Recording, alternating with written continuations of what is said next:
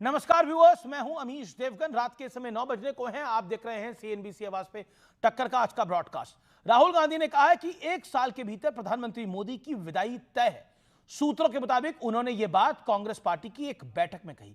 उन्होंने कहा कि अब तक उन्होंने जो भी भविष्यवाणियां की हैं वो सही निकली हैं और ये बात भी सही होगी। तो बीजेपी राहुल गांधी को भस्मासुर बता रही है और कह रही है कि मोदी सरकार को 100 राहुल गांधी भी नहीं हिला पाएंगे। आज सीएनबीसी आवाज के आज के स्पेशल ब्रॉडकास्ट में, यानी सीएनबीसी आवाज के मंडे ब्रॉडकास्ट में इसी की बात करेंगे। दूसरी तरफ ट्रंप ने बोला है I love Modi, I am Modi fan. इसका मतलब क्या है, इसके मायने क्या है? Will debate tonight on CNBC आवाज टक्कर। लेकिन जिम खाना क्लब को लेकर भी दिल्ली की राजनीति हो रही है और सीजेपी कॉकरोच जनता पार्टी को लेकर भी पॉलिटिक्स हो रही है। टक्कर में सब कुछ अभी कुछ देर में।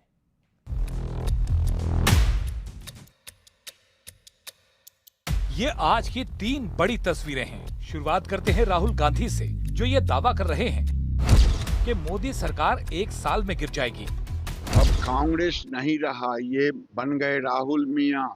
माओवादी मुस्लिम कांग्रेस इन्होंने बना दिया है और गलतफहमी में ना रहें, देश मोदी जी के साथ। हमें नहीं पता था कि भस्मासुर अब एक ज्योतिष भी बन जाएंगे। वो एक दुग्गल साहब का कैरेक्टर होता था, वो रोज सुबह उठता था, उसको कुछ नया चाहिए होता था। ये भारतीय राजनीति के भस्मासुर तो है ही, हम सब जानते हैं, लेकिन अब ये ज्योतिष भी बन गए हैं। अभी बहुत जल्दी 1 साल के अंदर अंदर कांग्रेस भी 2 फाड़ होगी और देखिएगा इस नकली गांधी परिवार के खिलाफ कांग्रेस में ही विद्रोह होगा। जब कांग्रेस पार्टी के अंदर नकली गांधी परिवार का विरोध होगा तो ये विदेशी धरती पर होंगे और भाग जाएंगे भारत छोड़।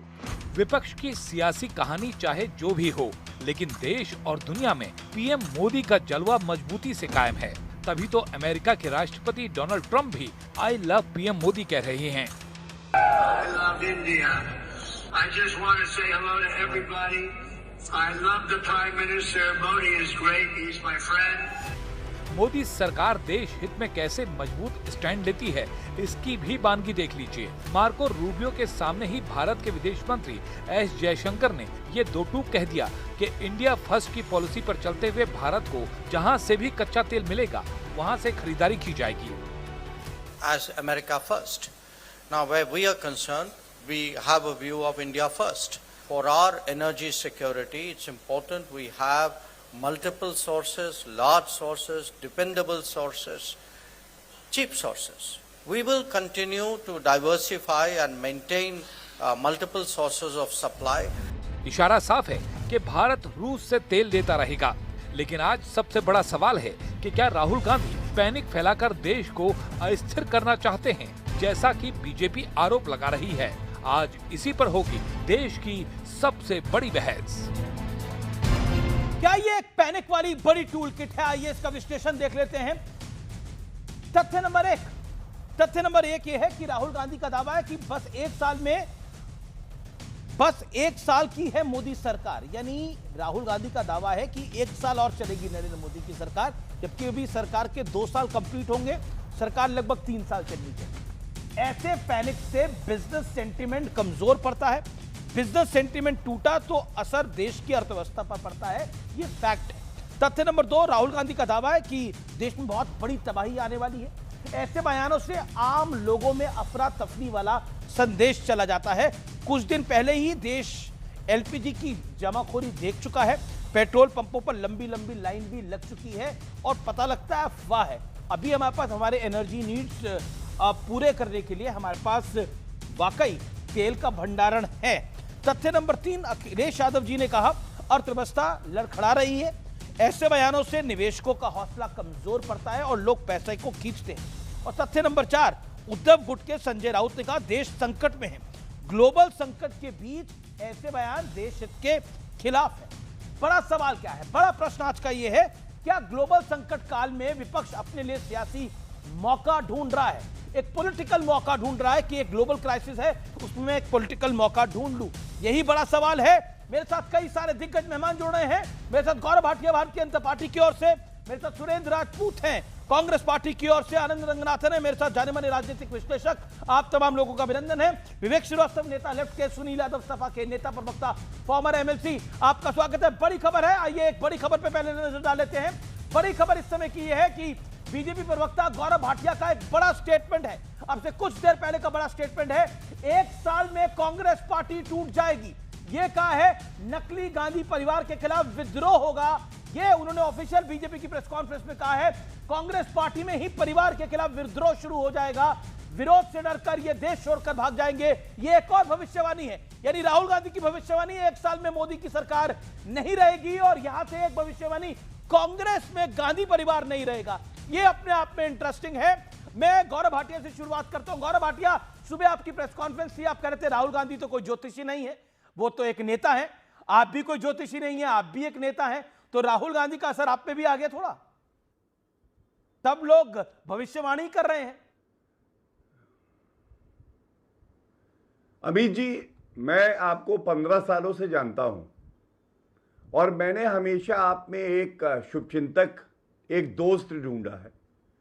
आज आपने कहा कि राहुल गांधी का असर मुझ में आ गया है, तो मुझे लगा कि ये मेरा दोस्त नहीं कह सकता है, क्योंकि भगवान कुछ भी करे, कम से कम राहुल गांधी का असर हम पे ना आए, तो मैं समझता हूं ये अच्छा है। और कांग्रेसी स्वयं राहुल को राहु की छाया समझते हैं, राहुल गांधी से दूर रहते हैं, और इसीलिए मैं आपको बड़ी जिम्मेदारी से एक बात कहता हूं, राहुल गांधी तो अपरिपक्व होते हुए कुछ भी बोल देते हैं जी। मैंने जो बोला है ये जमीनी फीडबैक है, और क्या फीडबैक आया मैं आपको बताता हूं। जी जी। जब पूरा देश 140 करोड़ भारतीय नरेंद्र मोदी जी के साथ खड़े हो गए और उनकी अपील मानने के लिए प्रतिबद्ध हो गए, आप पूछिए, चाहे लेफ्ट से हमारे विवेक भाई हैं, चाहे आनंद भाई हैं, ये सब कह रहे हैं नहीं सही अपील थी। दूसरी तरफ राहुल गांधी गद्दार बुला देते हैं प्रधानमंत्री को। अब आप मुझे बताइए अमीश भाई, किसी में आप कोई आलोचना करके कमी बता सकते हैं, नीतियों में कमी बता सकते हैं, प्रधानमंत्री जी, गृह मंत्री जी को गद्दार बुला दिया, यह नहीं संभव है। और इसीलिए जमीन से फीडबैक ये आया है, और कांग्रेस के तमाम बड़े लीडर हैं जिनका नाम मैं नहीं लेना चाहूंगा, उन्होंने कहा बहुत जल्दी, पहले G21 एक बना था, आपको याद होगा, गुलाम नबी आजाद साहब थे, कपिल सिब्बल उसमें थे, आनंद शर्मा थे, शशि थरूर थे, अब एक G500 तैयार हो रहा है। यह विस्फोट उसी एटम बॉम्ब की तरह होगा जिसकी राहुल गांधी बात कर रहे थे, लेकिन यह फटेगा नकली गांधी परिवार पे। और यह नकली गांधी परिवार देखिए मिट्टी से प्यार तो करता नहीं है, ये बाहर भागेगा, जाएगा कहां? जहां पिज्जा सबसे ज्यादा मिलता है। आपने देखा उनको शौक भी है बाहर घूमने का। जी सुरेंद्र राजपूत, देखिए भविष्यवाणी का दौर चल रहा है। राहुल गांधी भविष्यवाणी कह रहे हैं कि 1 साल में नरेंद्र मोदी की सरकार गिर जाएगी। सरकार को भी 3 साल पड़े हैं, गिर कैसे जाएगी? क्या पैनिक फैला रहे हैं opposition, leader of opposition Rahul Gandhi? क्योंकि इसका लाभ तो किसी को नहीं मिलेगा, लेकिन नुकसान जरूर हो जाएगा। अमीश भाई, 11 दिन में 8 रुपए लीटर पेट्रोल बढ़ जाएगा, डीजल बढ़ जाएगा। आने वाले समय में किसान को खाद नहीं मिलेगी, आने वाले समय में बेरोजगार को रोजगार नहीं मिलेगा और ले ऑफ्स होंगे।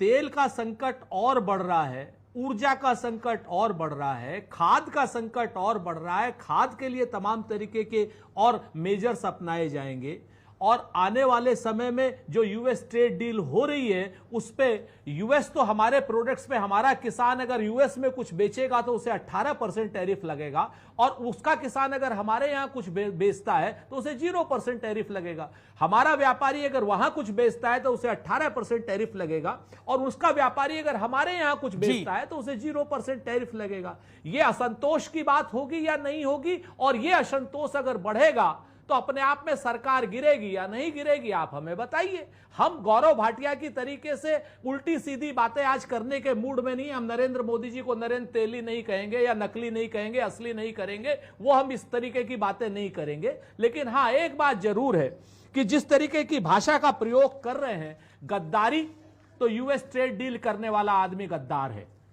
गद्दारी, जो रूस से और अमेरिका नाम ईरान से तेल नहीं आज की डेट में खरीद रहा है, वो गद्दार है।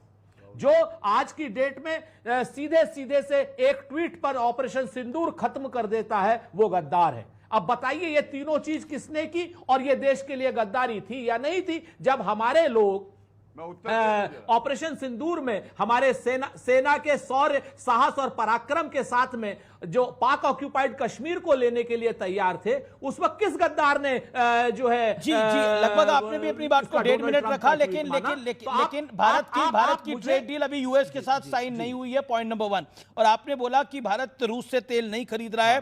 मेरे पास एक आंकड़ा है, मैं आपको बता देता हूं। रूस भारत को 23 लाख, रूस से भारत ने अभी तक 23 lakh barrel per day oil लिया है, फ्यूल यानी क्रूड ऑयल लिया है। यूएई से 4.5 लाख बैरल प्रतिदिन लिया है। वेनेजुएला, जिसकी बार बार ढोल पीटा जा रहा है, 4 लाख बैरल के करीब लिया है।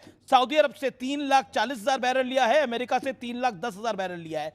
सबसे ज्यादा 23 लाख बैरल, और ये ऑफिशियल आंकड़े हैं, रशिया से लिया गया है, रूस से लिया गया है। क्या आपको लगता नहीं है कि ये तो फिर छूट हो गया ना? जब भारत रशिया से तेल ले रहा है, जबरदस्ती आप रशिया से तेल नहीं ले रहे हैं। और एस जयशंकर ने मार्को रूबियो के सामने बयान दिया कि इंडिया फर्स्ट है, हमारे एनर्जी नीड्स को जो चीप देगा, जो बेहतर देगा और जो सप्लाई ठीक करेगा, हम उसी से लेंगे। वो सबके बीच में अभी just now I played the bite.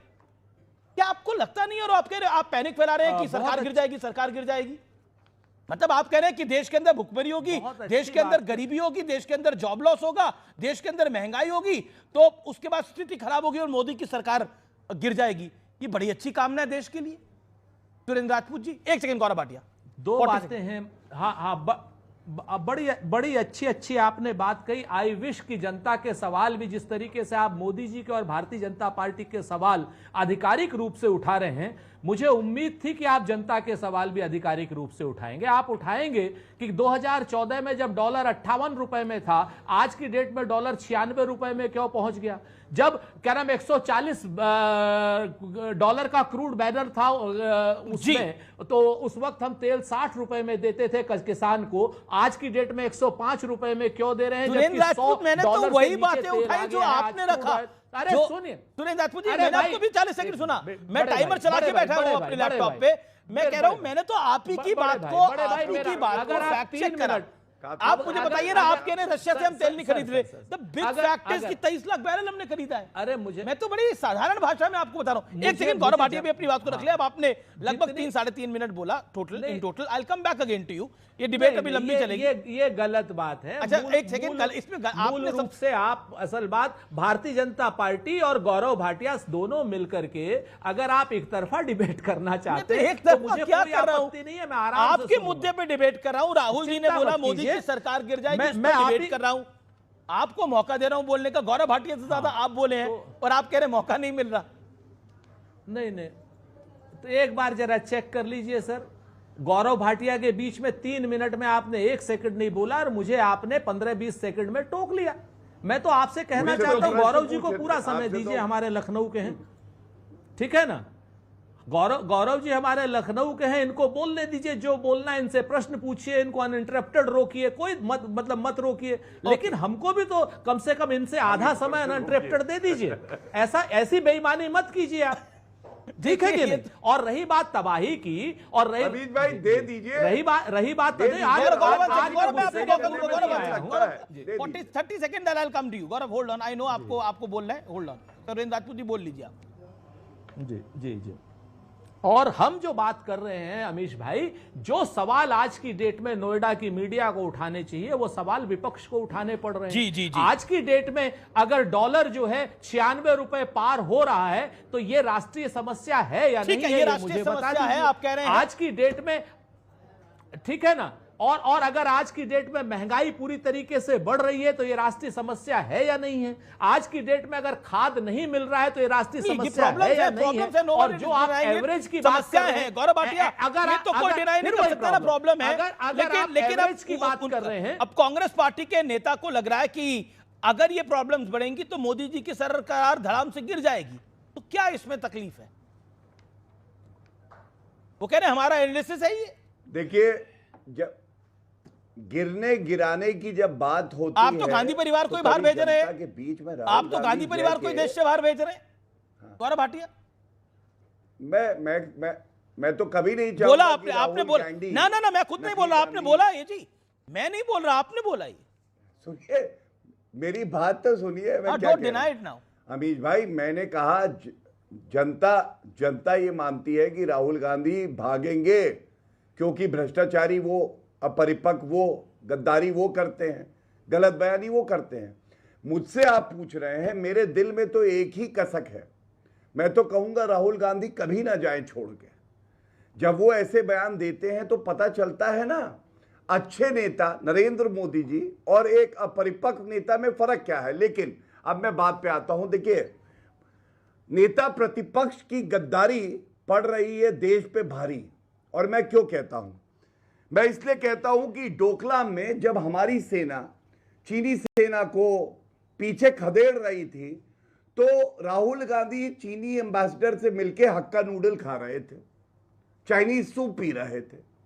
2008 में ये एमओयू करार इन्होंने साइन किया, तस्वीर है, आज तक बता नहीं पाए इसमें लिखा क्या है। क्या इसमें लिखा है कि भारत से गद्दारी करेंगे और रिश्वत लेंगे चीन से, जो पहले ली है राजीव गांधी फाउंडेशन पे।